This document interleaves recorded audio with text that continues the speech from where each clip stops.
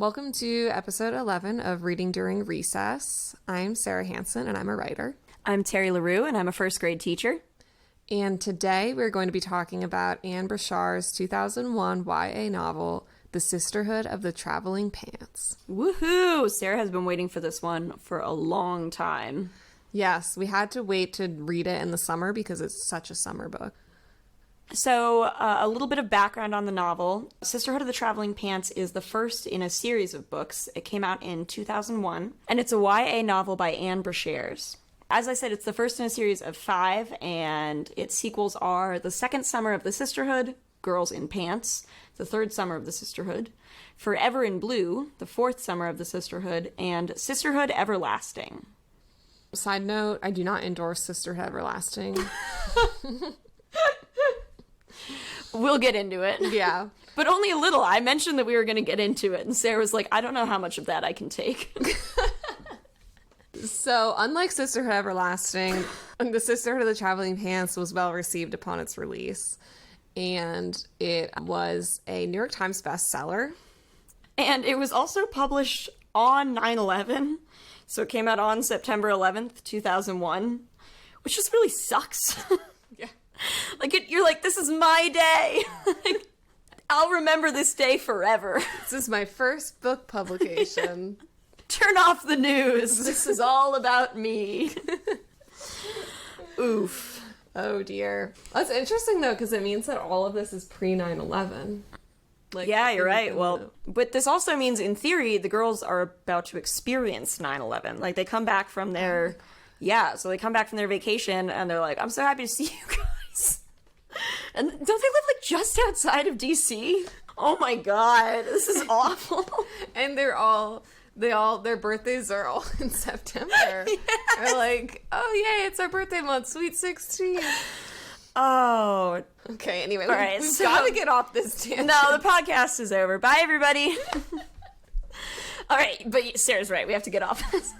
All right, just in case it's been a little bit since you guys have read this book, we are going to start off, as we always do, with a plot summary.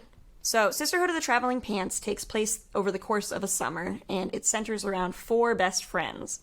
And their names are Carmen Lowell, Tibby Rollins, Lena Caligaris, and Bridget Vreeland. They are 15 years old, all 4 of them, and they've been best friends ever since their expectant mothers met at a prenatal aerobics class, which I think is really cute. But they are about to spend their first ever summer apart. So, shy and beautiful Lena is headed to Greece to stay with her grandparents. Outgoing and adventurous Bridget is attending an elite soccer camp in Mexico. Introspective Carmen is visiting her father in South Carolina. And cynical Tibby is staying in Bethesda, Maryland to work at Walman's, which is kind of like Walgreens, I think. Yeah. So Tibby obviously is more than a little pissed off about this. Yes. So they're all feeling a lot of emotions, but just a few days before they separate, Carmen finds a pair of secondhand jeans in a thrift store. And they end up in her bedroom where Tibby tries them on, and they all try them on and realize that the jeans fit all 4 of them perfectly, despite the fact that they are all different shapes and sizes. So this leads them to believe that the pants must be magical, and they decide to share them, making them the traveling pants, the titular, I love that word, traveling pants, over the course of the summer by mailing them to each other. So in this way, they are promising to share their experiences and stay connected and not forget one another. And so from there, the narration follows each girl back and forth as conflicts begin to arise. So the aspiring filmmaker Tibby, who is stuck in Bethesda, hates her job at Walman's and plans to make a succumentary about her experience. Carmen arrives in South Carolina to spend that summer with her father and is devastated to find that he is engaged to a woman named Lydia and lives with her and her 2 teenage children. And they're getting married in August. It's all happening very quickly. It comes completely out of left field. Like, I don't know how to express to you. He doesn't even mention it in the car ride. Yeah, they show up at the house. They just roll up at the house, and she's like, why do you live with these kids? And he's like, oh, about that. Yeah. Funny you asked. It's like, I wanted to wait to tell you in person. I just, hands down, the worst parenting. Lena, who fears that boys are only interested in her for her looks because she's described as being, like, stunningly beautiful, suspects that she's caught the attention of a handsome Greek boy named Kostas. And At camp, Bridget develops an attraction to a 19-year-old coach named Eric and begins to pursue him. So one day, Tibby is working at Wallman's and she sees a 12-year-old girl collapse. And she helps out. She takes her wallet and tries to figure out if she has any identification that they can use. And then later, after the girl has been taken to the hospital and then home, when she goes to return the wallet, she learns that this girl, Bailey, has leukemia. So partly out of guilt, Tibby lets Bailey become her filmmaking assistant because it seems like Bailey doesn't have very much to do. And the two develop this odd sort of friendship. Meanwhile, down in South Carolina, Carmen hates her dad's new family and feels very isolated, in part because of their physical differences. So Lydia and her children, who Carmen feels are running this kind of like Stepford perfect house, are white, blonde, blue-eyed, skinny. And Carmen is half Puerto Rican. She's full-figured. She doesn't look anything like them. And she feels like an outcast when she's around. And meanwhile, her dad is being, like, completely fucking useless. He's fully unaware of how she feels. He's canceling plans with her to hang out with his stepchildren. He's ignoring the comments that she's making about being unhappy. It's very painful. And Carmen is unwilling to admit that she feels angry at her father, and so she takes her hurt out on her new stepmother and siblings, because Carmen's father and mother got divorced when she was pretty young, and so she didn't grow up with her father being like a constant presence in her life, and so she feels very precious about her relationship with him, and it doesn't feel safe, I think, feeling angry at him because she doesn't want to push him away. And so after a disastrous bridesmaid dress fitting, which is really awful, the owner of the bridal shop, like the seamstress or whatever, makes snide comments about Carmen's weight. She doesn't talk to her. She only talks to Lydia. She says, like, is this Al's daughter? Like, she doesn't look... Yeah. She doesn't look like Al's daughter. Ugh. It's awful. And Lydia and Krista are just completely useless. Yeah, they do absolutely nothing. They don't defend her. I don't think... We're not supposed to read them as villains in this story, even though Carmen does. But they're sure shit not helpful. So Carmen storms out of the store, and later she runs away from the house. And she comes back expecting to find her father looking for her, you know, maybe even having, like, called the police. And instead, she sees the new family, including her dad, just calmly sitting down and enjoying dinner. When Carmen returns to the house, she's standing outside the window, looking in the dining room and seeing this perfect little family enjoying dinner. No one seems to be concerned about where she is. And so she's furious, and so she throws a rock through the window and runs away to take a bus back home to Bethesda. And then She throws 2 rocks through the window. Yeah, that's true. The first one doesn't sail through cleanly. Yeah, it just hits it. And the second one almost decapitates one of the kids. Carmen's got good aim. Yeah. And she later feels bad about it and mails her father money to help fix the broken windows. And in a phone call, she lets him know how upset she is and how much he hurt her. And I think it's worth noting that, again, Carmen runs away. She comes back later that night, like at 3 o'clock in the morning, to get her things. Presumably everyone's asleep, you know, but her dad doesn't try to look for her. She gets back to Maryland, and her father calls her mother to check and see if she got in okay, but doesn't seem to ask to speak to her. Doesn't even seem to be mad at her, just completely useless. I'm sorry, I hate the dad so much. And Carmen's phone call is very emotional, and we'll talk about it later on, but I'm glad she confronts him, because frankly she should have thrown a 3rd rock through the window and maybe aimed for Pops this time, because this guy sucks. And all of this is intercut with other girls' experiences.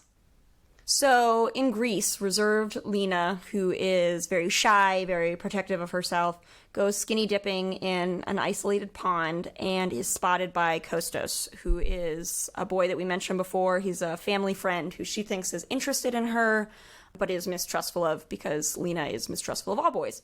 And she is furious. She thinks that he purposefully spied on her and had followed her there. And when she gets dressed, her clothes are they're thrown on very haphazardly. And she arrives at the house in tears, and there's a miscommunication that leads her grandparents to believe that Kostos attempted to assault her. And this obviously really damages the relationship between the two families. The grandpas wind up punching each other. And later on, Lena is surprised to realize that she's upset when Kostos is ignoring her. Yeah, so she feels really guilty, and one day she returns to the pond, and this time she sees Kostos skinny dipping. Just like, do they not have swimsuits in Greece? Yeah, what? Like, Lena was caught unaware, but, like, does Kostos go there specifically to be naked? And that's when she realizes that he hadn't actually been spying on her, and that this was probably his secret place where he liked to go skinny dipping in the summer. Kostos is a freak. And he was probably surprised to see her there that day, just as much as she was surprised to see him. So it was a big miscommunication. She owns up to her grandmother, which she hadn't done before. She hadn't been able to figure out a way to come clean to her grandmother before that Kostos hadn't touched her, but had instead, she thought, spied on her. But now she tells her, and it seems obvious that the relationship will be repaired. And Lena starts to realize that she's fallen in love with Kostos over the summer.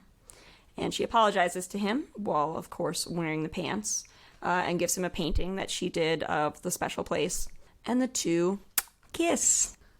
So, meanwhile, in Mexico, Bridget is at her elite soccer camp, where she is continuing to flirt intensely with Eric. Eric is a coach who is 19, and Bridget is 15. And so Bridget is like sneaking out to follow him to a bar. She comes to his cabin at night sometimes to visit him. And also she is a superstar on the soccer field, scores a ton of goals as a forward, and really frustrates her coach because her coach feels like Bridget is more interested in showing off than being part of a team. And one night Eric relents when Bridget comes to visit him, and the two presumably have sex, although it's not made explicitly clear, but I think that's definitely the implication. And Bridget slips into a depressive episode soon after. She stays in bed for days. She shouts at her coach and stops playing soccer and storms off the field during the final game. And then Lena arrives in Mexico at the very end of Bridget's stay to comfort her and to take Bridget home to Bethesda. And it's really sad to see because we've been with Bridget throughout this whole book, and she's such a vibrant character. She's very outgoing. She's unfailingly optimistic and positive. It's a pretty realistic, depressive episode, you know? And you really feel for her. Yeah, it's really sad. I remember as a kid watching her kind of fall into that depressive episode was really painful for me because she was definitely a character that I was like, you're the one that I'm least like. Mm-hmm. But therefore I find you fascinating. Yeah. You know, because I'm like, I cannot relate to happy Bridget. Yeah. Anyway. Meanwhile, back in Bethesda, Tibby, who has befriended Bailey, who you might remember has leukemia, is filming this documentary with her and is starting to appreciate the lame subjects of her documentary. She's always been a very cynical, judgmental person, but is starting to see beyond the exterior and is beginning to appreciate the people around her. But, unfortunately, there's a day when Bailey doesn't come see her immediately after her shift, and Tibby finds out that Bailey is in the hospital with an infection, and it sounds like things are pretty bad. So she starts to become very withdrawn and isolated, and this coincides with the death of her beloved guinea pig, which is just awful. And she won't take any calls from Bailey or from her family and becomes very shut out from the world. And Carmen, who has just arrived home after throwing rocks through her dad's window. You might remember Carmen, best known for throwing rocks through her dad's window. So Tibby has been ignoring the calls, but Carmen heroically arrives and convinces her to take the calls and to visit Bailey in the hospital, where she spends a few days with her. And unfortunately, Bailey dies pretty soon after, and Tibby buries her guinea pig near her grave. You know, actually, she does not bury it near her grave. She buries it on her grave. Like, yeah. The soil is still loose there. Yeah, so after the funeral, Tibby, like, goes back at night and brings Mimi and kind of, like, digs up a little bit of the loose soil and puts Mimi there. Before this, Mimi is the guinea pig, by the way. Oh, yeah. To be clear. Mimi is not, like, a fifth friend we didn't mention. Not anymore, anyway. Anyway, before this moment, Mimi's corpse has been stored in the refrigerator, which is Freezer. Yeah, oh god, yeah, Jesus. Did you know that I've told you this. Side note, listeners, my parents have had a dead weasel in their freezer for years. So I can't fault Tibby's actions, because if you find a dead animal that you would like to have, the best advice I can give you is to put it in your freezer. There you go. Should I explain why they even do it? No. It's called a least weasel. It's an endangered species, so no one would taxidermy it. So now it lives in the freezer. Or doesn't live in the freezer. All right. So at the end of the book, all 4 girls, Bridget, Tibby, Lena, and Carmen, return to Bethesda and gather for a reunion celebration at their special spot, which is the aerobic center where their moms met, called Gilda's. They break in with like a bobby pin. And then it's really impressive. It is really impressive, and have like a little kind of ceremony there, which is cute. And they share stories and record their memories of the summer on the pants. Like they use needle and thread, presumably, and like puffy paint and stuff. Yeah. To, like, draw little pictures of what happened over the summer. Feels like would you do that if you found a pair of pants that made you look really good? I don't think so. No, definitely not. Like, I mean, I get that the point of this is friendship and not the pants, but it's emphasized that not only do the pants fit them, but they all also make them look tremendous. Yeah. Come on. And now you have puffy paint on your butt. Yeah, what have you done? So, Anne Brashares is the author, like we said. She was born in 1967 in Alexandria, Virginia. Shout out to Virginia. Whoop, whoop. And she grew up in Chevy Chase, Maryland, and went to school in D.C. at Sidwell Friends. And it makes sense because there's a really big DMV influence in the book, by which I do not mean the Department of Motor Vehicles. I mean the D.C., Maryland, Virginia area. Yeah. Bridget talks about going to UVA. They live in Bethesda. Where do they buy the pants? Georgetown? Yeah. Yeah. So Anne Brashares went to Barnard College, and after college, she went on to work as an editor for 17th Street Publications. And while she was working as an editor, she wrote and published her first book, which is, of course, The Sisterhood of the Traveling Pants, in 2001. And then she's published 4 more sequels in the series. And that includes, unfortunately, the final book, which we'll maybe get into later if I'm feeling emotionally able to deal with it. She also published a companion book to the Sisterhood series in 2009 called 3 Willows, The Sisterhood Grows. But it's just about 3 random girls who attend the same high school as the girls in the Sisterhood series. They might be, like, tangentially related by being, like, siblings of friends or something, but when we were talking about it, Sarah was like, it takes place in the same universe. And I was like, what universe? Like the real world? Basically. Bethesda, Maryland? Mm-hmm. Yeah, I read it a long time ago, so I really can't speak on it. But I remember thinking, like, this is not nearly as good as The Sisterhood. And in addition to the Sisterhood books, she's also published a few other novels for adults and young adults. She's also won a few awards. She won the Indies Choice Book Award for Children's Lit in 2002 and the Quill Award for Young Teen/Adult in 2005. And she currently lives in New York City with her husband and 3 children. We're going to talk a little bit now about critical reception. After its release, Sisterhood of the Traveling Pants was named an American Library Association's Best Book for Young Adults and won a BookSense Book of the Year award and was named a Publisher's Weekly Flying Start, in addition to the Indies Choice Book Award from 2002 that we mentioned. And so Publishers Weekly said about the book upon its release that, quote, their bonds, combined with a realistic portrayal of teen emotions. Tibby is embarrassed by the smock she has to wear to work at Wallman's, while Carmen boils with rage when the seamstress fitting her bridesmaid's dress disparages her curvy figure, make for an outstanding and vivid book that will stay with readers for a long time. Readers will hope that Brashares chronicles the sisterhood for volumes to come. But stops before the last one. That's true.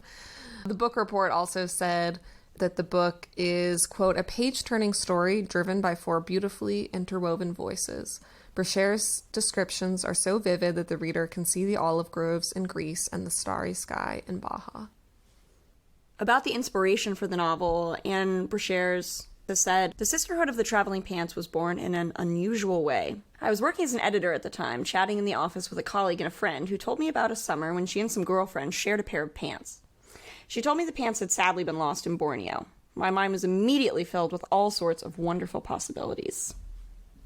And then she says, I think pants have unique qualities, especially in a woman's life. Whatever bodily insecurities we have, we seem to take out on our pants.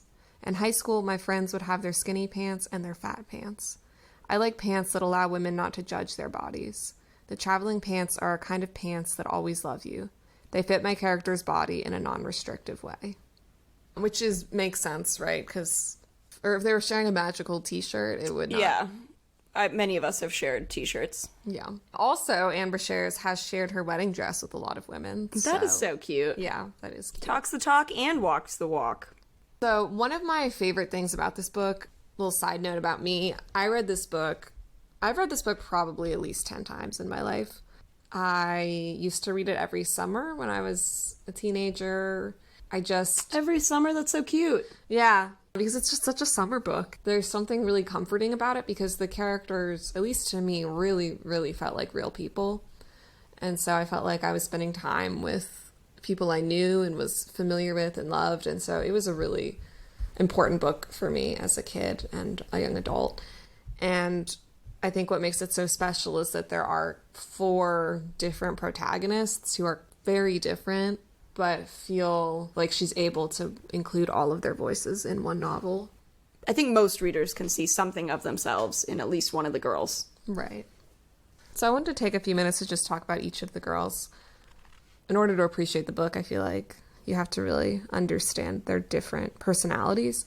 And so Lena Caligaris is the Greek-American girl who is visiting her grandparents in Greece for the summer.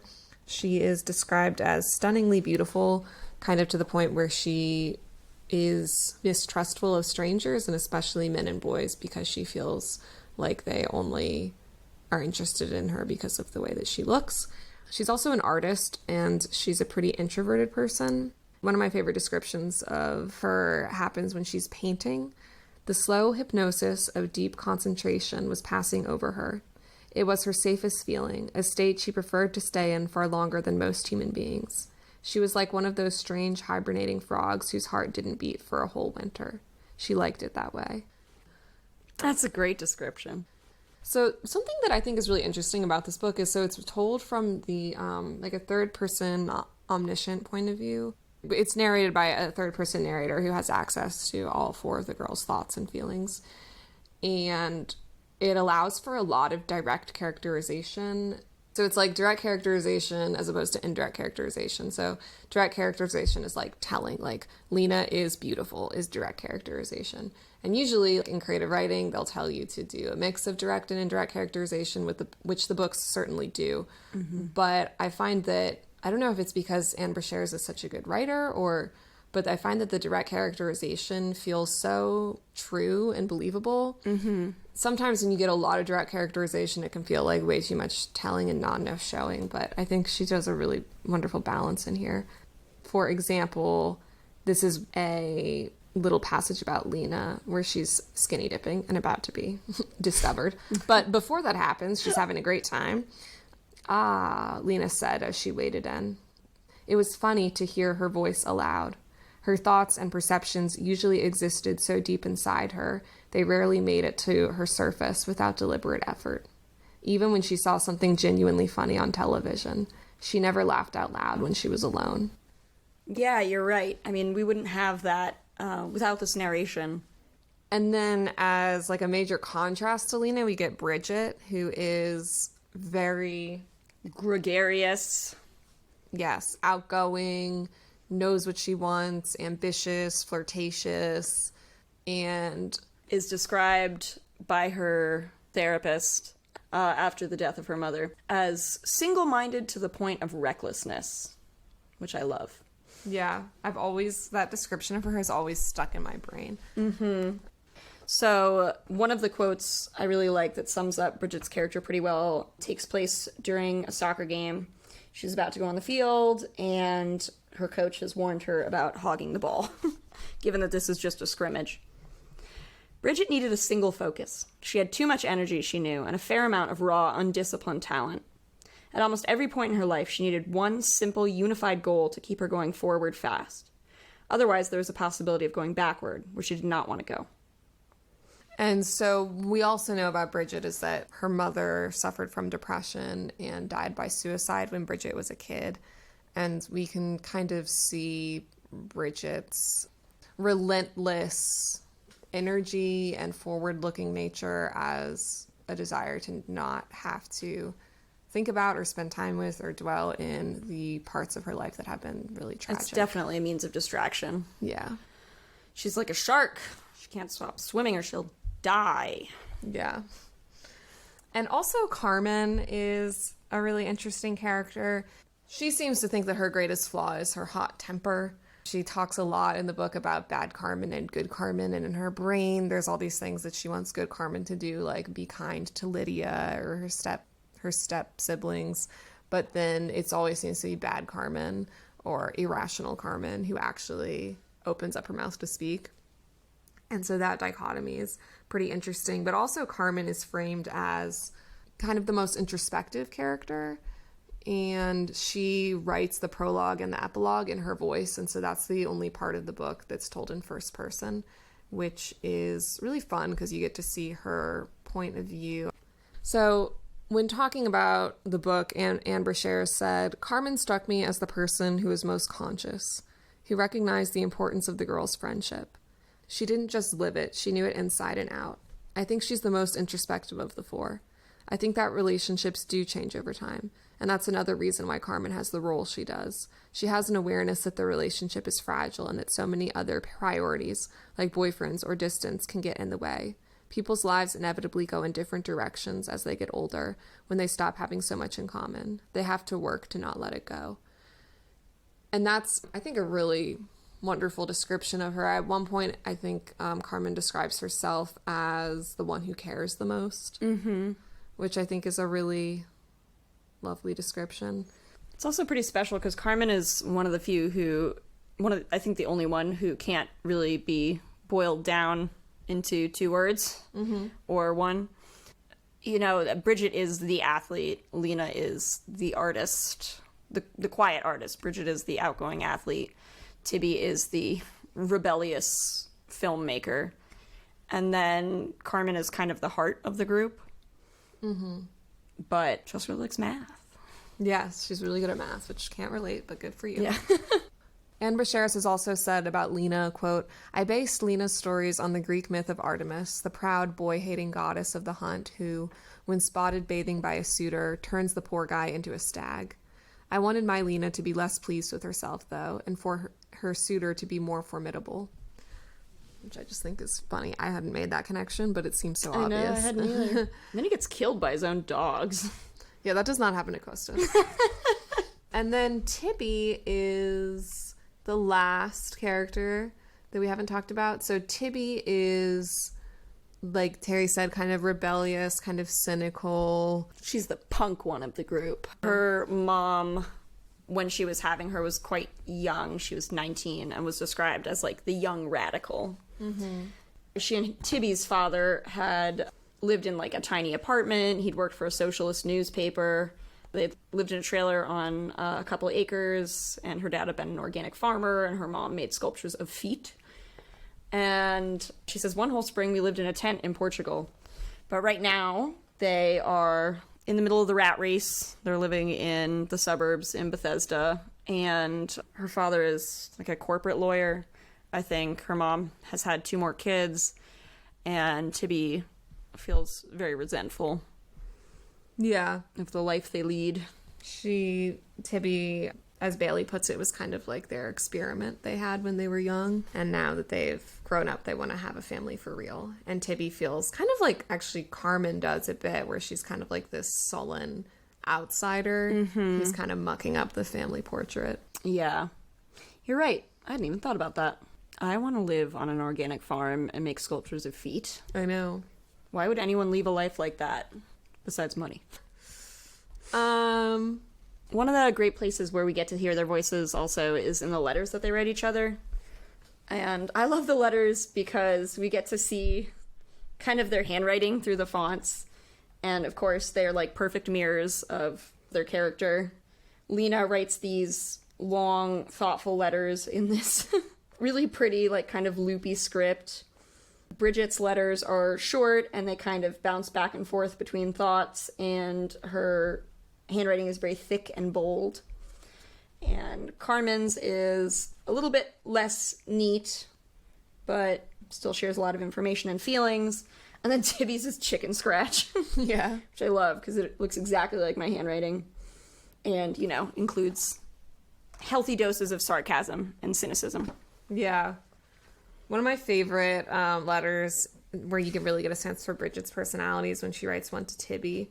And it's also very Bridget because there's no useful information in it. Yeah. Like, it's just musings. So she says, Tibby, I love outdoor showers. I love looking at the sky. I've even started going to the bathroom outside rather than close myself up in one of the sick outhouses. I'm a feral creature. Is that the word? You would hate all this crunchiness, Tib, but it is perfect for me. The thought of a shower under a ceiling makes me claustrophobic. Do you think anyone would notice if I started going to the bathroom in the backyard? Ha, just kidding. I think I wasn't made for houses. Love, Contemplative Bee. Aww. Yep. That's what she's like. There's a lot of really wonderful moments in this book, but we did want to share just a few of some of our favorite excerpts. I love the rules that they come up with. So on the night before they leave to go their separate ways, they make a list of rules for how they're going to share the pants. And I think there are 10 rules in all. And they agree to never wash the pants, which I think is an interesting take, but they are afraid of washing the magic out of the pants. And who knows? Maybe that's how they work. They also say you must never double cuff the pants. It's tacky. There will never be a time when this will not be tacky. You're also not allowed to wear the pants with a tucked-in shirt and belt, which I think is fair since these pants are probably low-rise jeans, but we are living in a different time period, and I almost exclusively wear tucked-in shirts with belts, and I don't need to hear it. So, jot that down. And then my favorite one, remember, pants equal love. Love your pals, love yourself. Yes. You're also not allowed to pick your nose while wearing the pants. Yes, that's right. But you can kind of scratch your nose while really kind of picking. Which I think is what, like, most people do anyway. But I guess, like, even in private, you're not allowed to just dig up in there. And boys are not allowed to take the pants off of you, although you may remove the pants yourself in the presence of a boy. And Lena does, unwittingly. Oh, that's right. Yeah. Yep. One of the other things about this book that is really wonderful is the imagery and the figurative language and the details. So especially there's 2 locations that are described as being just absolutely gorgeous, and that's Baja, California, which is in Mexico, which is confusing. Yeah. But that's where Bridget is, and then also in Greece, which is where Lena is. And so both of those locations are just stunning. My favorite one was Lena's description of seeing her grandparents' house for the first time. The first thing was the front door. It was painted the most brilliant egg yolk over easy shade of yellow. Surrounding it, the house front was painted the brightest possible blue. Who could even imagine such a blue? Lena tipped her face upward to the cloudless afternoon sky. Oh. And then my favorite part. In Bethesda, if you painted your house those colors, they'd call you a drug addict. Your neighbors would sue you. They'd arrive with sprayers at nightfall and repaint it beige. Here was color bursting out everywhere against the whitewashed walls. That made me want a blue house with a yellow door so desperately. Yeah. I mean, even just the yellow door. I also love this description too. This is also of Greece. The sunset was too beautiful. It almost made Lena feel panicked because she couldn't save it. The blobs of paint on her palette, usually inspiring, looked hopelessly drab. The sunset burned with 1 billion watts of light. There was no light in her paint. She put her palette and her carefully prepared panel on top of the wardrobe so she didn't have to look at them. She perched on her windowsill, gazing at the lurid sun soaking into the caldera, trying to appreciate it even though she couldn't have it. Why did she always feel she had to do something in the face of beauty? Oh, I love Lena. Me too. Lena is also responsible for one of my favorite lines during the arguments between the 2 grandfathers. Who punches first? Is it her grandfather or Kostos's? I think it's her grandfather. Yeah, so her grandfather swings and then gets punched back and gets some blood on the jeans. And Lena's a little stressed because she's She's not supposed to watch them. She dabs a little bit at them, but she worries, who wanted the blood of a cranky old Greek man on their magic pants? Probably Tibby. Doesn't that seem like something Tibby would like? Yeah. You get a sense of the girls' personalities based on what they notice. Lena is looking around a lot, and then there's like lots of description of the physical environment. Tibby is paying a lot of attention to the people around her, which I think, can give you the impression that she's self-conscious because she's always aware of who's there and who's looking at her. Bridget is, like, her observations have to do with motion a lot. Like, she's always on the go and wants to, and it's like swimming or running or biking or whatever. And Carmen's mostly thinking about herself, honestly. And her feelings. Yeah, she's thinking a lot about her feelings and her actions. And she is the introspective one. Yeah. So it makes a lot of sense. But we get the most physical description with Lena, which makes sense, right? She's a painter. This is one of my favorite moments. It comes towards the end of the book. She says, even after the late hour at which the party ended, Lena couldn't sleep. She sat by her window watching the moon. She waited for breezes to feather the edges of the sea moon. She imagined all the happy inhabitants of Oya falling into a deep, drunken sleep. But as she craned a little out the window, she recognized another pair of elbows in the far window of the second floor. They were Boppy's, Boppy is her grandfather, Boppy's wrinkly elbows. He was sitting at his window, staring at the moons, just like she was. She smiled both inside and out.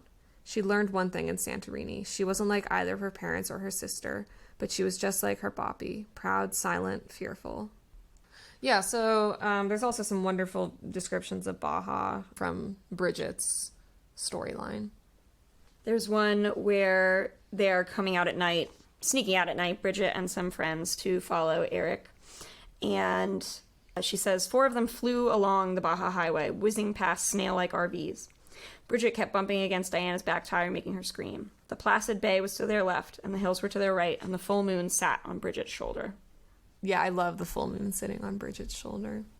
One of my other favorite descriptions is kind of early in the book. Bridget is playfully swimming with Eric in the ocean. It goes, Bridget raised her arms in the air for no reason. She jumped up and down in the water, unable to contain her energy. This is the best place in the world.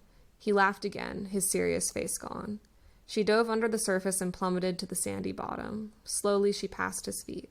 Without thinking, she reached out her hand and touched his ankle with her finger, light as a triggerfish. Isn't that such like a 15-year-old girl thing to do to your crush? Yeah. Mm-hmm. Light as a triggerfish.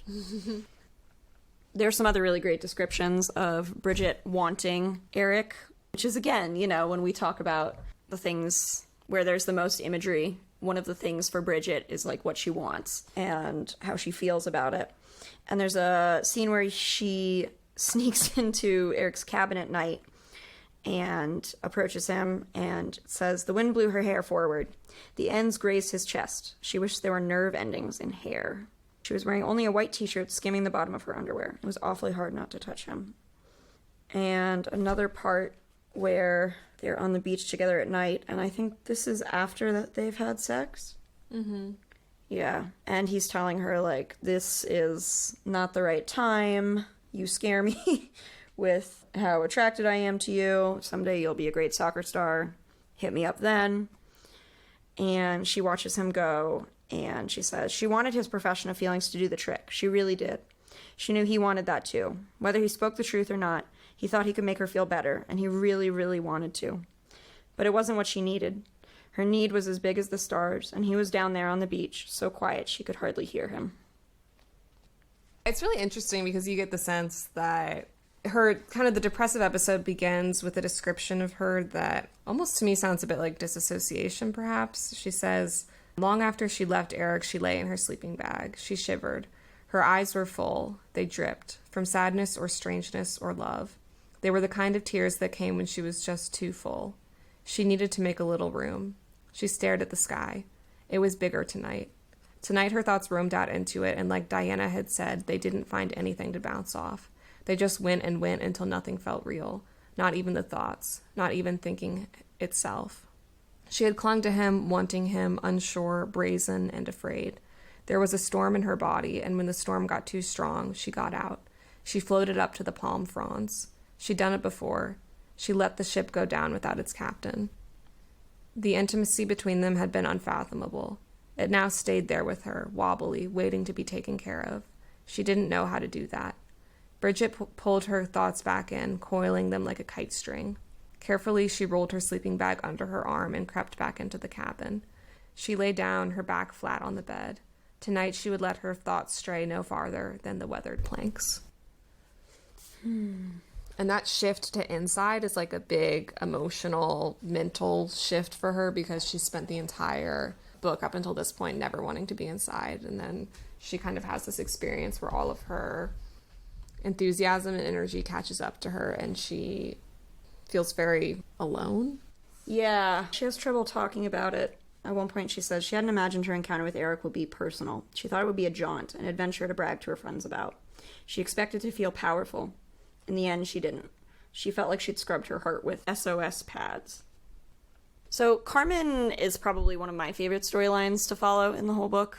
I love how thoughtful she is about herself and her own feelings, and I think it makes it really enjoyable to read. One of my favorite scenes of hers is after she's come back to the house, expecting to find everybody out looking for her, expecting to find them worried and in a panic. And instead, it says, when she made her way to the big picture window that framed the dining room table, she froze. She stopped breathing. The anger was growing again. It grew up into her throat where she could taste it, coppery like blood, in the back of her mouth. It grew down into her stomach where it knotted her intestines. It made her arms stiffen and her shoulders locked. It pushed against her ribs until she felt they would snap like sticks. Her father wasn't looking for her. He wasn't calling the police.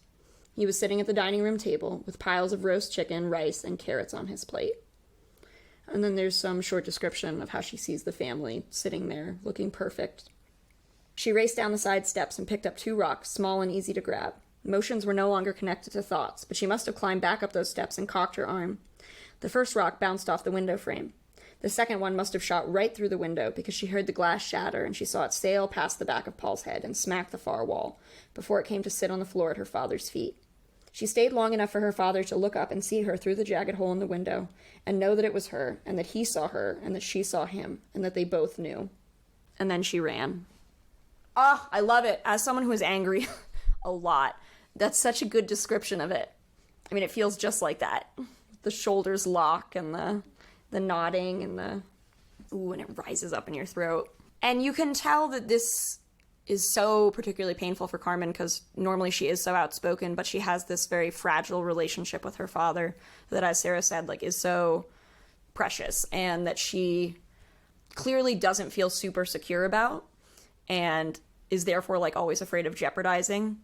So while she's furious with her new stepmother and she's furious with the kids, she can't admit how angry she is with her father. So she has this really great cathartic moment when she calls him after mailing the envelope of money to fix the window. But before I get to that, I love the various letters that she starts writing. She's obviously unsure of how to approach this, and she starts a series of letters like, "Dad, please accept this money. Dear Al, I can't begin to explain my actions. Dear Dad and Lydia." And then my favorite one, when her temper is clearly shot. "Dear Dad's new family, I hope you'll all be very happy being blonde together. May people speak only in inside voices for the rest of your lives. P.S. Lydia, your wedding dress makes your arms look fat." May people speak only in inside voices for the rest of your life. I love Carmen. She's terrific. Yeah. But then she has that serious conversation that she so desperately needs to have with her father towards the end of the book. She calls him and she says that she's sorry she broke the window. She wants to see if he got the money. Well, first she says, "I'm disappointed in you. I thought we'd be spending the summer together. You really should have warned me." And it says, "Carmen," he says, "I'm sorry. I wish I'd warned you. That was my mistake. I really am sorry." He finished with a note of finality. He was closing it off again, cauterizing the wound before there could be any more bleeding. She wasn't cooperating. "I'm not finished," she declared. He was silent. She gave herself a few moments to steady her voice. "You found yourself a new family, and I don't really fit into it." Her voice came out squeaky and bare. "You got yourself this new family with these new kids, but what about me?" Now she was completely off the road and driving fast. Emotions she hadn't even realized she felt were flying past. "What's the matter with me and Mom?" Her voice cracked painfully. Tears were falling now. She didn't even care if he was listening anymore. She had to keep talking. Why wasn't your old family good enough? Why did you move away? Why did you promise me we'd be closer than ever? She broke off so she could try to catch her breath. Why did you say we were, even though it wasn't true? She was flat out sobbing now. Her words rose and fell on waves of crying. She wondered if he could even understand what she was saying. Why does Paul visit his drunk father every month and you visit me 2 or 3 times a year? I didn't do anything wrong, did I?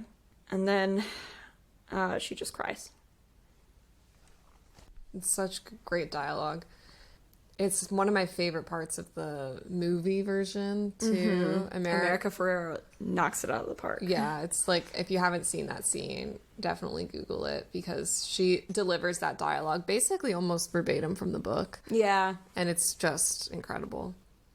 I love that scene because it could so easily, like, stop where it does when she says, why didn't you tell me that you were getting married? Like, that was such a nasty shock. I came down there and, like, this just happened out of left field. And he's like, I am sorry. And then tries to stop it there. And I love, because in theory, it could have stopped it there. You know, it could have said, like, yeah, that was a lousy thing you did. You shouldn't have done that. He's sorry.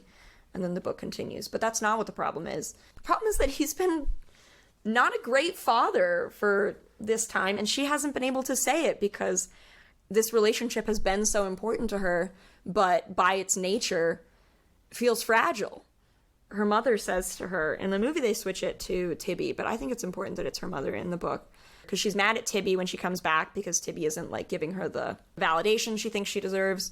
She's frustrated with her mom, and she asks her mom, like, why is it so hard for me to admit that I'm mad at Dad? And her mom's like, do you think it's easier for you to be mad at people you trust because you know that they'll always love you?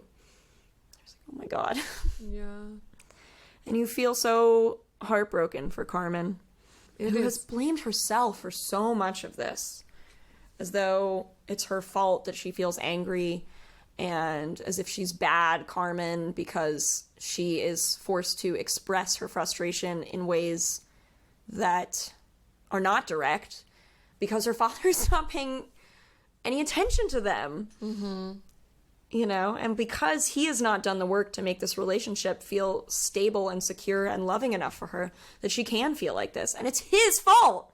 It's so annoying. I know. All right, so the last excerpts that we wanted to share are from Tibby's storyline. So Tibby has this really intense short friendship with Bailey, who dies at the end of the book from leukemia. And some of the most poignant moments of the book, I think, are related to that relationship. So Tibby kind of falls into this, I don't know if it's like a depression. Yeah, it's hard to... She's just sort of frozen. Yeah. She's unwilling to face either of these 2 deaths, that of her guinea pig, or the more obvious main one, Bailey's passing, which she knows is soon.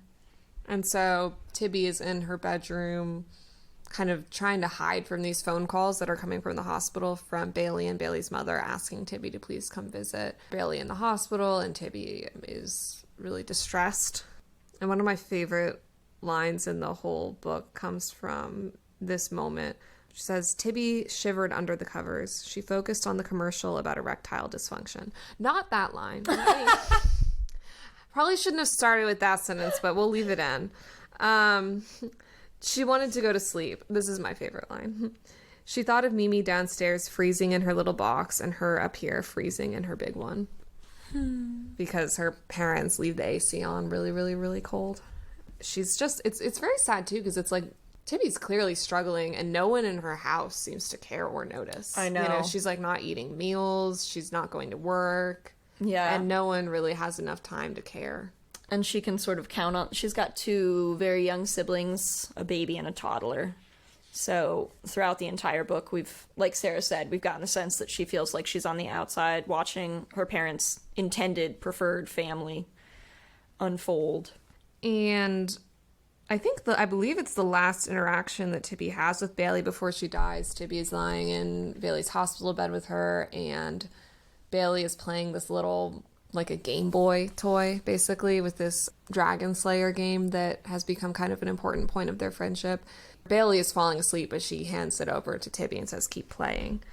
Tibby keeps playing, and then within a few days, Bailey has died, and There's a funeral, and when Tibby goes back to the cemetery at night to bury Mimi with Bailey, it says, a big part of her wanted to just stay there with them. She wanted to curl up into the smallest, simplest possible existence and let the world rush along without her.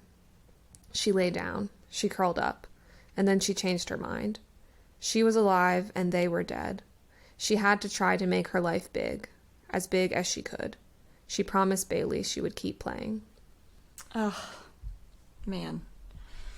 What a summer. Yeah. So Bailey's an interesting character. Very much like wise beyond her years.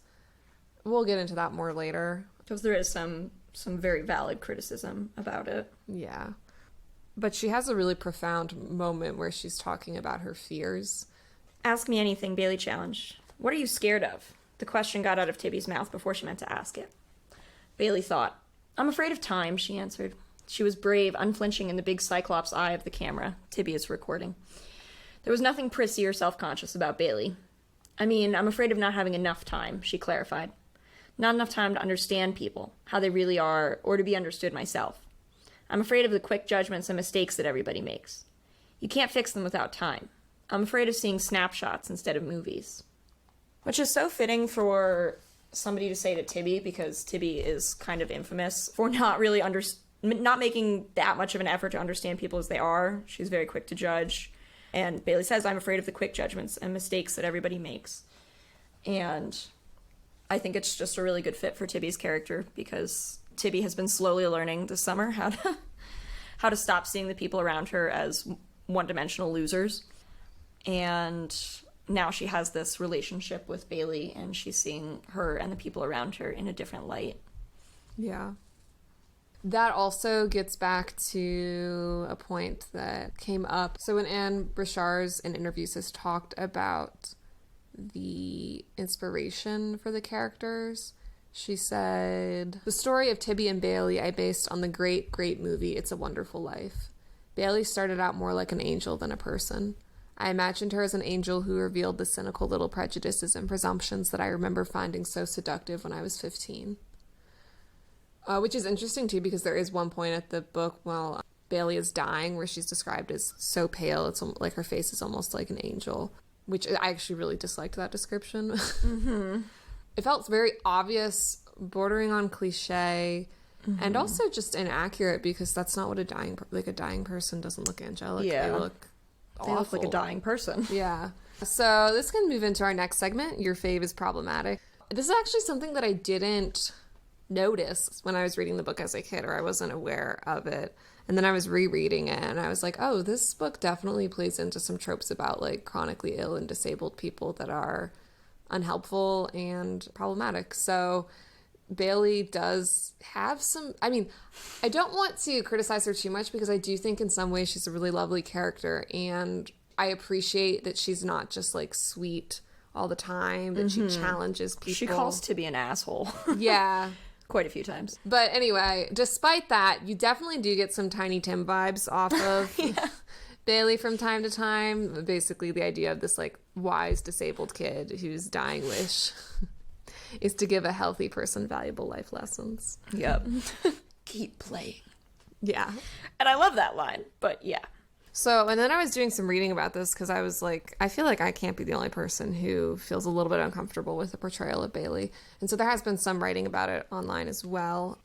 There is, or was, a blog. It's no longer operational, but it's still it's still published online. It's no longer being added to, called FWD/forward, and FWD stands for Feminist with Disabilities. And this post is by someone named Oyang Dan, who loved the Sisterhood of the Traveling Pants, but did have an issue with the portrayal of Bailey. They write, I must ask, why do we always read of the story of Cancer Girl from the perspective of the healthy and able-bodied outsider? I've read so many stories. My Sister's Keeper comes to mind, and although she doesn't die, I know I have read others where the kid with cancer is meant to teach a lesson from outside the perspective. And I've yet to find one that tells Bailey's story. Bailey is brave and good and wonderful, and she has much to teach us. But does she not ever depart the world with any wisdom of her own? Is she only here to impart and never receive? I hate that the Baileys of YA are only ever vehicles and never the main character. I hate that I have to read Bailey's story from someone else's eyes. It reminds me that the disabled and chronically ill are to be talked about, but not to. Our stories and lives are teaching tools, but not to be lived or experienced. Which is a really fair point. Yeah, I think that it's interesting to me that Anne Brashares seemed to be very self-aware of the fact that, like, this character is here as almost like an angelic force to teach Tibby lessons, and to have not. Yeah, I mean, with the whole thing about comparing it to It's a Wonderful Life. Ooh. Yeah. Oh, no. Yeah. But I think it's also true that, like, most able-bodied people don't have to think about this and have, like she said, tons of media reinforcing this idea. So it's disappointing, but it's not necessarily surprising that there's a character like this. Yeah. Yeah, that's not it. We love this book, but of course we have to talk about the other things. There's a fair, I don't want to say there's a lot, but there are little underlying hints of, would you say, fat phobia throughout the book. I think there is some great stuff about Carmen's perception of her own body, which she generally likes, but is sort of worried about how other people will perceive it. But one of the rules is you're not allowed to call yourself fat while wearing the pants. You know, you're not allowed to think I am fat, implying, of course, that there's a problem with being fat.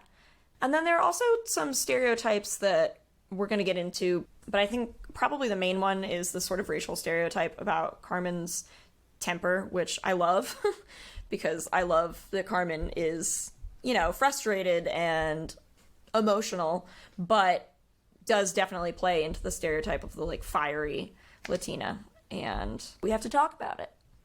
So, in the article Who Wears the Pants? The Multicultural Politics of the Sisterhood of the Traveling Pants by Kate McInally, which was published in Children's Literature of Education in 2008, she talks a bit about the concept of sisterhood and how it implies and sort of focuses on the sameness between the girls, and sort of uses Carmen and Lena's ethnicities to add color to the narrative, but it's more of a backdrop for the main idea, and the main idea is more standard whiteness.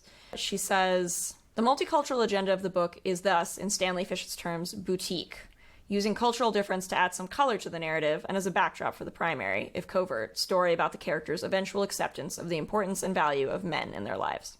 Carmen, the hot-headed Latina, Lena, the Greek goddess, Bridget, the precocious or even promiscuous character, and Tibby, the girl who finally discovers her nurturing side, all serve to promote a homogenous culture where gendered acceptance of oneself is gained through sisters accepting their position within patriarchy. Yeah. I think there's also, like the article mentions, the importance of the magical pants is that they create sameness through the fact that they fit all the four girls despite the very different body types. And she argues that this establishes a, quote, essentialized character of femininity, which is ascribed to all the girls. You know, thinking of the time that this book was published, 2001, it kind of fits with some of the multicultural politics of that era of, like, the I don't see color, that those differences are there, but they don't really define matter. us. They don't. Yeah, that we can kind of move beyond them, that there's something more important than them, and yeah, so that is definitely a fair critique of the novel. And then this one I think is a little bit more complicated because I don't want to say that it, like, glamorizes this relationship, but it is gross. And in later books, I think they do get together, right? Mm-hmm. So, of course, Bridget is at this soccer camp where she falls in love with 19-year-old Eric. So the idea is that, like, she seduces him, that he keeps saying, like, oh, we can't do this, you can't keep chasing after me. Like, he says at one point, like, I won't be strong enough to say no or something. But, of course, the reality is that, like, he is a coach. Like, he's a leader in this camp environment. And he's also 19 years old, and she's 15. He is not the one who gets to put it on her to control herself so that he doesn't fall prey to her wily ways. That's not on the 15-year-old. No. And I do think that he knows that at the end, because he does in their last conversation, he says, like, this was my fault. He's like, yeah, it's true. He's like, I shouldn't have done that. And basically he's like, you're amazing, but the age difference is a problem. I mean, have you ever seen a 15-year-old? And have you ever seen a 19-year-old? Yeah, there's a big difference. Yeah. So now time for our next segment. The book was better. So there was a movie made of this book that came out in 2005. Yes, produced by Warner Brothers. It starred America Ferrera as Carmen, Alexis Bledel as Lena, Amber Tamblyn as Tibby, and Blake Lively as Bridget. And it, I would say, is a fine movie. Yeah, we both rewatched it a few nights ago.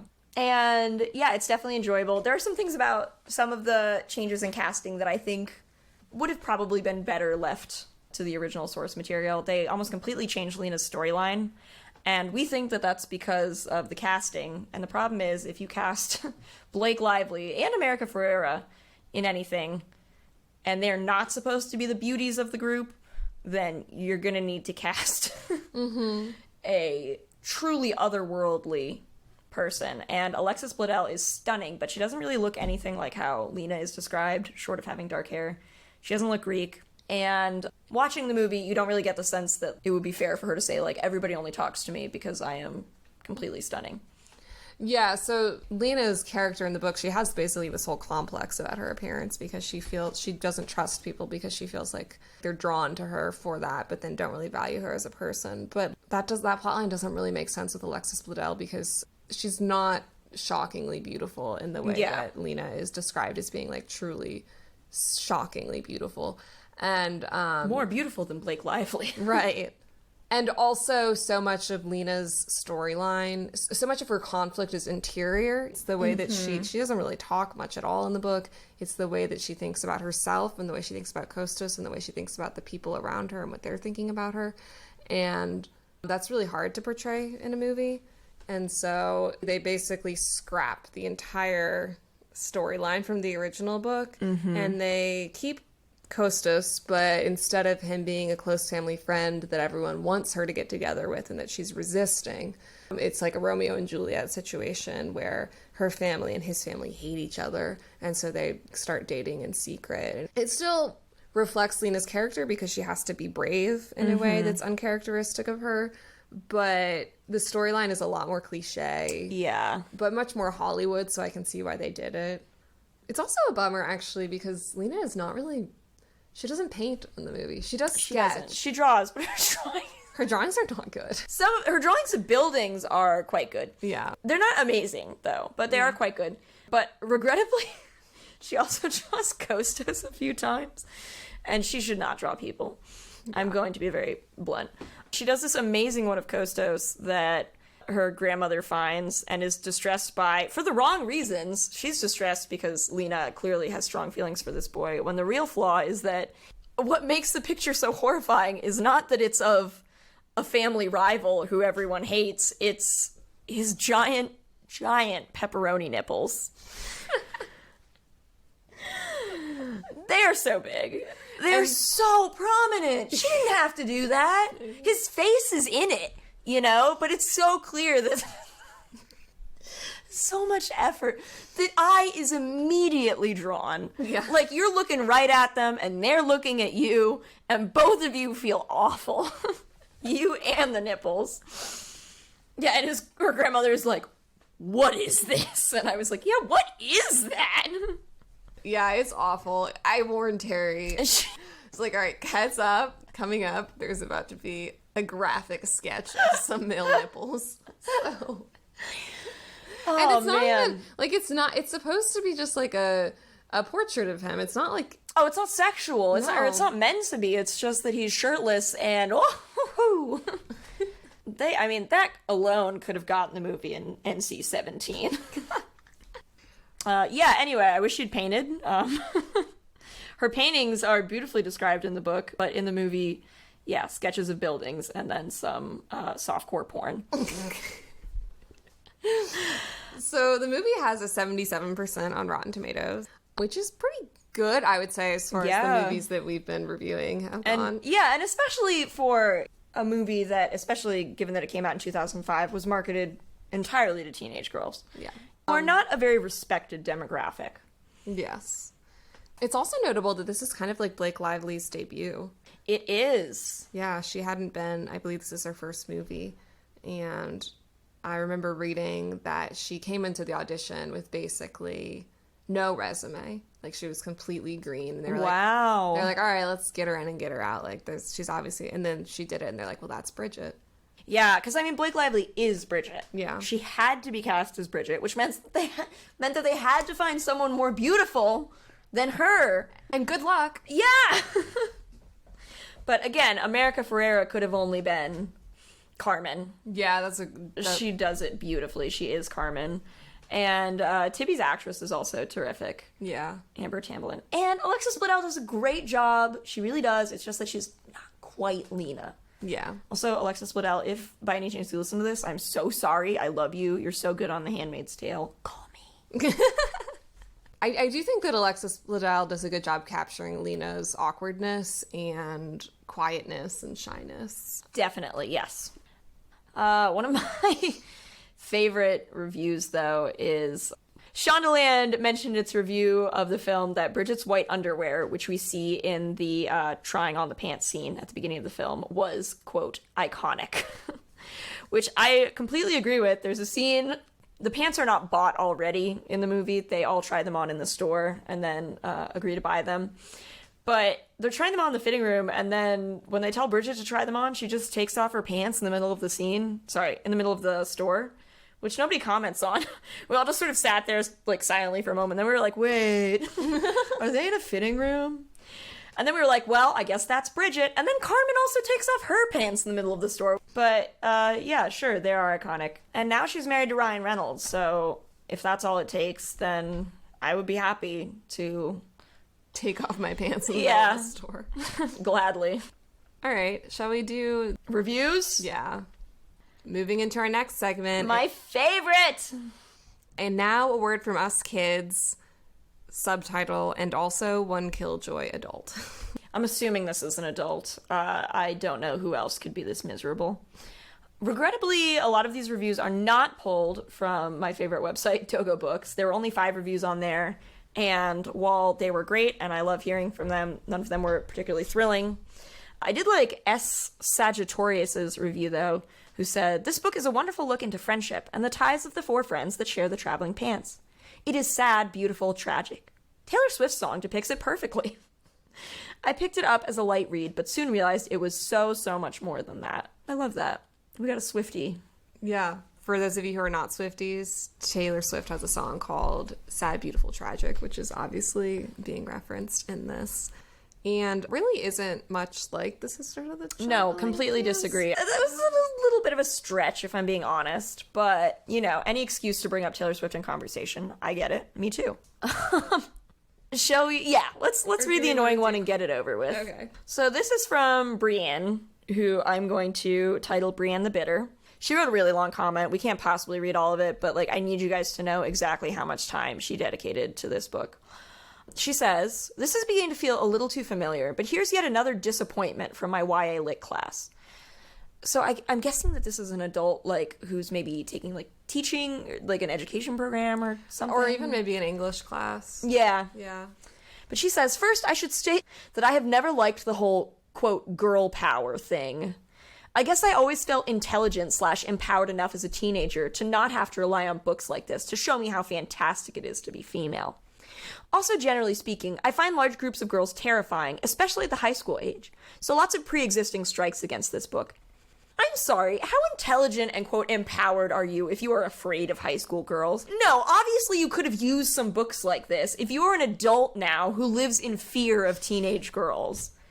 Also, the book is not cloyingly girl power by any means. No, it isn't. They're just friends. Do you not have friends? But that, like, ties into something so much bigger and more problematic about women's lives in writing, where it can never, it's always a statement. Everything women do has to be seen as, I don't know, some kind of playing at something. When these girls are literally just friends. Yeah.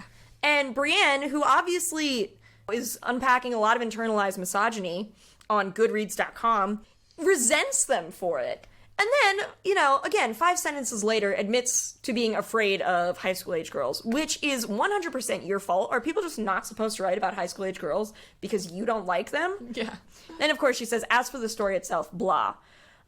Complains about how her friends in high school were the exact same as her. Oh, no, yeah, you have to read that because that's ridiculous. Oh, okay. Yeah, Complaint the first. I dislike the formulatic? I guess she thinks that's a word.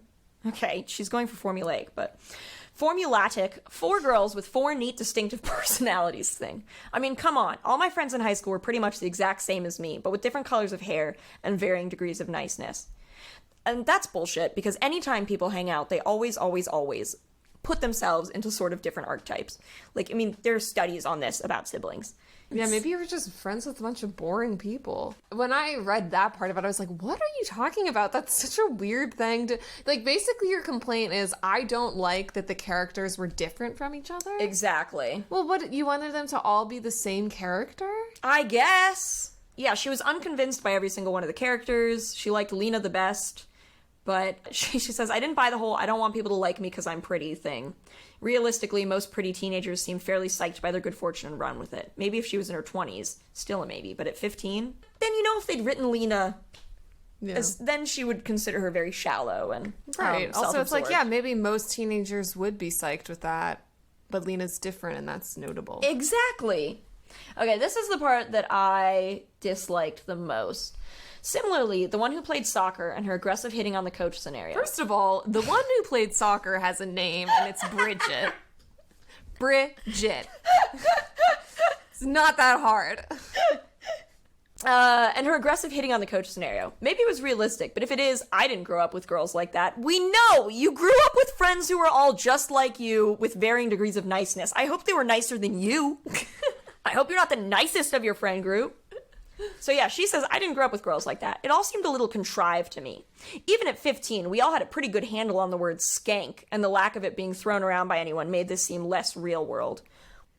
First of all, we're in Bridget's world. Yeah. We're not in Diane's head or any of her other friends. Yeah. And also, I'm starting to understand why you were afraid of high school girls, because I don't know what the fuck kind of high school you went to. But, like, I was not the least bit surprised that her friends, and they were a little bit like, Bridget, like, oh, you're gonna get yourself in trouble, but, like, they think he's cute, too. Yeah.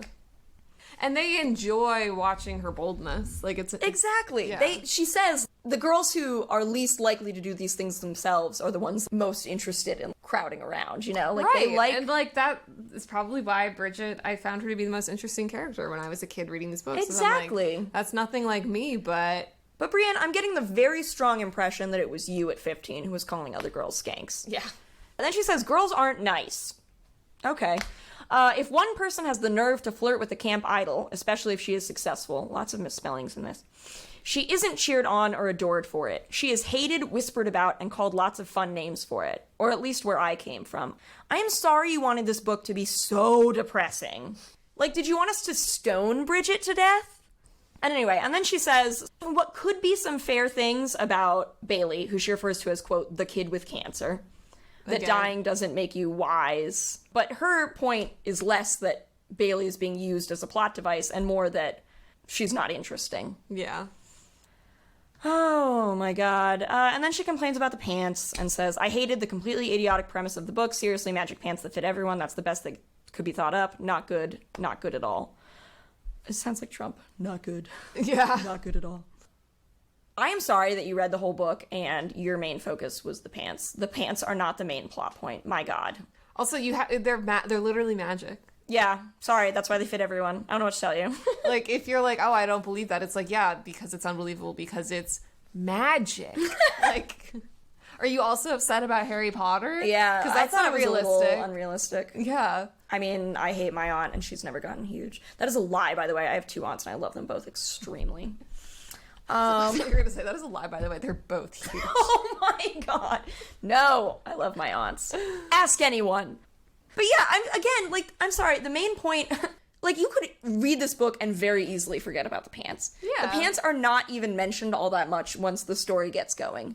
But at least there were some people online who did like the book. Yes. On Common Sense Media. I think that we should start checking Common Sense Media for reviews more often, Yeah. because they also put the ages of the kids, which I think is pretty fun. That's great. Most of them are like 13, 14. And this one is from Movie Book Lover, who says, this series is my favorite in the world. It is amazing. It has a little sex, but you can get over it. It assumes a lot about me. Yeah. Like, what if I can't? It feels very cutting. Oh my god, I love Do you want to read the one from Teen Writer? Sure. So this comes from Teen Writer. They say, This is a nice book for teenagers, but not really for anyone else. Devastating. Ouch! What are we doing here? I don't know. Pack it up, boys. Close the laptops. This was the first of a 4-book series. I do like that she doesn't acknowledge the existence of the 5th book. Good call. And this one is the best of the 4. I'm not sure I agree. I think that the second one might be my favorite, but we can get into that when we do our book 2 episode. She says, it has a lot of positivities regarding friendship. However, I was younger when I read it and was greatly affected by some of the section. So she couldn't get over it. Yeah. Oh, okay, I need to read it again. However, I was younger when I read it and was greatly affected by some of the sexual content. Disproving movie book lovers' theory that you can get over it. Yeah. I also want to be clear that this book is not graphic or explicit at all. Not even a little. Like, you could very easily read it and assume that they had not had sex. Yeah, that they just, a lot of the kids in the reviews are like, don't worry, there's no sex. Like, it's suggestive, but nobody has sex in the book. Yeah. Plus, being that it is a book about teens, the language is not the greatest, and one of the girls is a big rebel. I love that because we're not entirely sure who it's referring to. Like, it could be Carmen, who throws 2 rocks through her dad's window. Yeah. But my favorite way to interpret it is that it's about Tibby, who is just, like, wears cargo pants. Yeah, and is, like, kind of pissed off, but is actually the least rebellious out of all of them. Exactly. Also, the language is not... There's, like, hardly any profanity. Yeah, a lot of kids on the website were like, heads up, like, you will see the word C, asterisk, asterisk, you know, crap. Oh. Hell. I see. Okay. Then again, the other 3 girls are nice role models, although one is a flirt. That Bridget. Yep. Lena is my favorite, and I think she makes the best role model. It's more of a pleasure novel than something educational. I guess. But my personal favorite comes from Anonymous. There's a lot of discussion on Common Sense Media about what age you should be when you read this book, in part because the website like makes a general suggestion for your age group, and it seems that the consensus from parents and kids was 14. But Anonymous says, yay, I love this book, and I'm 12 years old, so there. Important to note that there is in all caps. Yes, very important. I think it's great. I think you could easily read this book at 12. I think I probably did, actually. Okay, braggart. We hadn't all learned to read by 12. Well, now that we've all read the book and discussed it, what have we learned? It's time to talk about life lessons. I think the first one would be definitely do not spring surprise engagements on your kids. Just don't do it. Seems pointless to even say it since it's so obviously the wrong choice, but again, what the fuck is up with Carmen's dad? Yeah, that's a good one. Also, if you're gonna go skinny dipping, you need to assess and weigh the risks and then be willing to accept the possible consequences for your actions. 100p. Especially if it's daylight. Yeah, that one's on Lena. Check in on your friends, especially those who are at a genetic risk for depression. Yeah. That sounds flippant, but really do it. Yeah.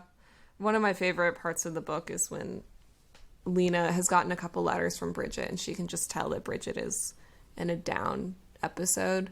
And so, you know, she books a ticket. Instead of going home to Bethesda, she flies to California so that she can fly home with Bridget. Just knowing her friend that well, even at such a young age, to know that that's what she needs. Yeah. It's really sweet. And then, of course, there's, like, Carmen and Tibby's push at each other to confront what's so hard for them. Mm-hmm. Carmen to call her father and be like, what the fuck, man?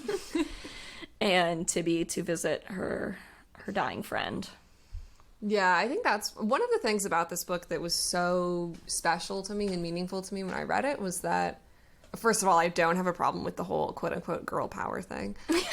And cause one of the reasons why is because I think that so much of media about young women is about competition. Yes! And about cattiness. And it's like such a box that we're pushed into. Mm-hmm. And Brienne is really jazzed. Yeah. To see us all fall into it, but we will not, Brienne. You will not take us. So I loved that these are 4 friends who as Anne Brashares puts it in some interviews, love each other unconditionally, almost the way that you love like siblings or family, you know, and one of the reasons why they're able to do that is because they've known each other since birth, basically. And their real sincere love for each other, they're not jealous. There's definitely things about each other that they admire and kind of wish that they had, but there's not jealousy. There's no resentment. They just really love each other. And I think me reading that, it gave me a really healthy image of what my friendships can and should look like, and that there doesn't need to be all of this drama that I feel like is usually portrayed in portrayals of teen friendships, but that as like unavoidable. Right. I don't think it's in this book, but in one of the sequels, one of the girls, I think it's Carmen, says, "Do you want to know what the secret is? We love each other." It's that simple.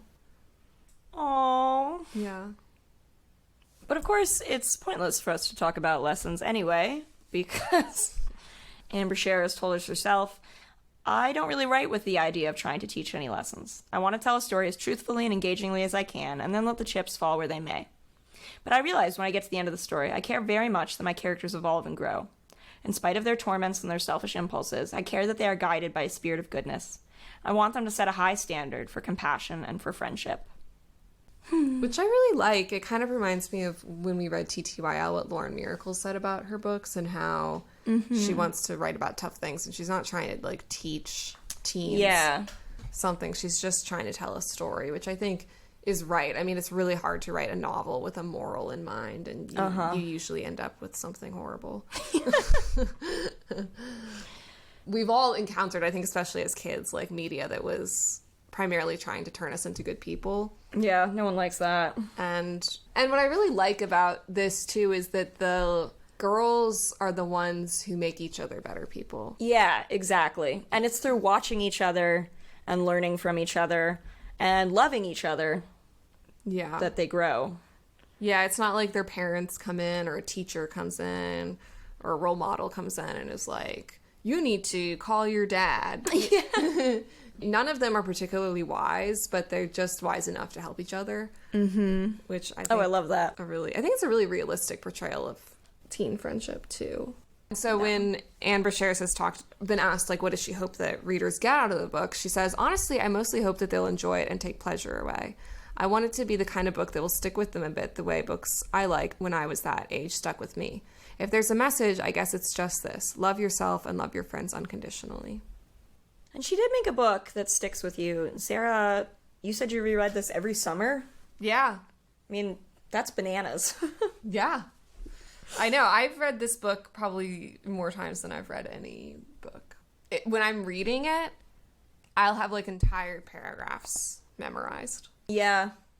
I so enjoyed reading this book, and I'm very excited to reread the rest of the series. Yeah, me too. So I think it's time to rate it. I think so. Today we are going to be rating the book out of 10 dead guinea pigs. Sarah's idea. I loved this book. I thought it was great. I thought it was such a fun read. I will rate this book 9 out of 10 dead guinea pigs. It's really hard for me to decide if it's 9 or 10 dead guinea pigs for me. I think I'll give it a 9 too, because I'd like to give myself room to grow, because I think that I might like some of the sequels even more. So I'm also going to give it 9 out of 10 dead frozen guinea pigs. Thank you, Sarah. Yes. Very wise. But before we tell you where to find us, this episode was so exciting because this is the first one with me and Sarah recording together in one room, made possible by our two beautiful friends, Chris and Brittany, whose house we are recording at, who so lovingly prepared this room for us. Yes. It's a very professional job we're running here. Thank you, Chris and Brittany, and Banana, their cat. When we were setting up, it was looking kind of janky because we had mics sitting on books and we're sitting on stools. Sitting on a picnic basket. Yeah. And I was like, jokingly, was like, wow, this is just like NPR. And I was like, I'm Terry Gross. I'm Terry, and I'm gross. Which I'm amazed that, like, neither of us have come up with that yet. I know, right? But it is true. I am Terry, and I am gross. And this is Reading During Recess. Yes. And Sarah, where can they find us? Where can they find Reading During Recess? You can find our pod on Instagram or Twitter at reading_recess. And you can also email us at readingduringrecesspod@gmail.com if you have opinions or thoughts on the Sisterhood of the Traveling Plants. Plants? Sisterhood of the Traveling Pants. Please do share. Tweet at us, comment on our posts, email us. And if you have thoughts about what upcoming books you'd like us to cover, we'd also love to hear from you. It's always fun to hear from our listeners. And if you're still listening, we love you unconditionally. Yes. Thank you guys so much. We have so much fun making these, and we hope you're having fun listening. Yes. Please, if you're enjoying them, rate and review us on Apple Podcast. And to all you quiet girls, bitter girls, angry girls, and brave girls, stay reading.